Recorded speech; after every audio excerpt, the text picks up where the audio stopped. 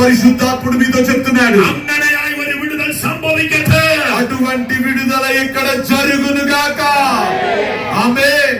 രാത്രി കർത്താവേ വീണ്ടും എന്നെ അങ്ങനെയാക്കി തീർക്കണമെന്ന് എന്റെ പ്രാർത്ഥന. ఈ రాత్రి ప్రభువా నన్ను మరలా విధంగా చేయమని నా ప్రార్థన. Praise the Lord. హల్లెలూయా. ഞങ്ങൾ 19, 20, 21 പ്രസംഗിക്കാൻ പോകുന്ന സഭയില് మేము 19, 20, 21 ప్రసంగించబోయే సంఘంలో അത് ഹൈവേയുടെ അടുത്താണ് ചർച്ച്. అది ఆ బైపాస్ హైవేకి ప్రక్కన ఉంటుంది. ഞായറാഴ്ച രാവിലെ ആകുമ്പോൾ ఆదివారం ఉదయం అయ్యేసరికి മനുഷ്യന്റെ മലം ആ ചർച്ചിന് നേരെ വലിച്ചെറിയും. രാവിലെ ఒక వ్యక్తి మనుష్యుని మలాన్ని ఆ కాంపౌండ్ లో విసిరి వెళ్ళిపోతూ ఉండేవాడు. വളരെ പ്രയാസമാണ് അവിടുത്തെ വിശ്വാസികൾക്ക്. అక్కడ విశ్వాసులకి పాస్టర్ గారికి అది చాలా ఇబ్బంది కలిగిస్తూ ఉండేది. ശുശ്രൂഷയ്ക്ക് ചെന്നപ്പോൾ నేను అక్కడ వాక్య పరిచయం చేయడానికి వెళ్ళినప్పుడు എന്നോട് വിവരം പറഞ്ഞു. నాతో ఆ విషయాన్ని దైవజనులు చెప్పారు. ഞങ്ങൾ ഒരുമിച്ച് ആ విషయం പ്രാർത്ഥിച്ചു. మేమిద్దరం కలిసి ప్రార్థించాం. ഒരു വെളിപ്പാട് ഞാൻ കണ്ടു. దేవుడు ఒక దృశ్యాన్ని చూపించాడు. ഈ എറിഞ്ഞവൻ പുൽപിറ്റിൽ വരാൻ പോവാ. ఈ మలాన్ని విసిరేవాడు దేవుని మందిరంలోనికి రాబోతున్నాడని చెప్పారు.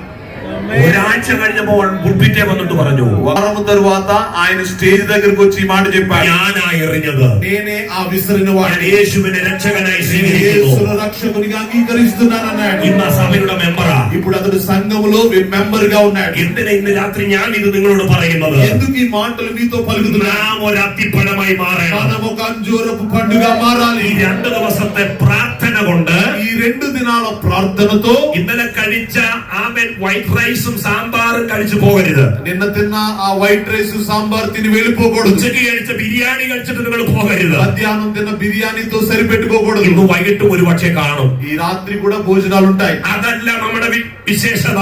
అవి కాదు మనకున్న ప్రత్యేకత. എനിക്ക് ആത്മാവിൽ ചിലത് പ്രാപിക്കണം. నేను ఆత్మలో కొన్ని పొందుకోవాలి. ഇതുവരെയും ഇല്ലാത്തൊരു കൃപ എന്റെ മേൽ പകരണോ. ఇంతవరకు పొందుకోని కృపను నేను పొందుకోవాలి. സ്വഭാവത്തിൽ ഒരു വ്യത്യാസം, నా స్వభావములో ఒక మార్పు. ആമേൻ. ఆమేన్. അങ്ങനെ പ്രാർത്ഥിക്കാറുണ്ടോ? అలా ఎప్పుడైనా ప్రార్థన చేశారా?